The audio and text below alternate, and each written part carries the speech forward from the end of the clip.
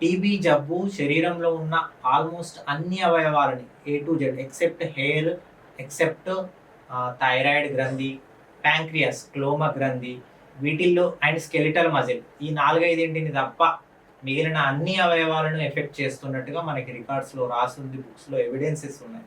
TB అనేది ఎవరికి వస్తుంది? ఇమ్యూనిటీ ఎవరికి తక్కువ ఉంటుందో వాళ్ళకి వస్తుంది. ఆహారం మంచిగా తీసుకొని వాళ్ళకు, సరిగ్గా ఆహారం తీసుకోకుండా ఏదో ఛాయ్ తాగి బన్ను తిని తిరుగుతారు కొందరు, వాళ్ళకి. ఇప్పుడు డైట్ అని చెప్పి కొందరు అమ్మాయిలు సన్నగా సుకుమారంగా కనబడాలని తినరు, వాళ్ళకి టీబీ వస్తుంది. టీబీ అంటే అందరు ఏమనుకుంటారు? ఊపిరితిత్తుల్లో రావాలి. ఊపిరితిత్తుల్లో రాకుండా వేరే చోట వస్తుంది. ఎక్స్ట్రా పల్మనరీ ట్యూబర్క్లోసిస్ అంటే బోన్స్ లో రావచ్చు, ఆడవాళ్ళకి గర్భాశయంలో రావచ్చు, పొట్టలో రావచ్చు, పొట్టలో పేగులు మడతపడవచ్చు, స్పైన్ లో రావచ్చు, బ్రెయిన్ లో రావచ్చు, ఇక్కడ మెడ దగ్గర కొన్ని లింఫ్ నోడ్స్ అంటారు, లింఫ్ నోడ్స్ అంటే ఉబ్బిపోయి ఆ లింఫ్ నోడ్స్ లో రావచ్చు, ఎక్కడైనా జాయింట్ లో రావచ్చు, ఎక్కడైనా రావచ్చు టీబీ. స్కిన్ కి కూడా టీబీ వస్తుంది, స్కిన్ టీబీ కూడా ఉంది. సో చాలా రకాలుగా టీబీ వస్తుందండి.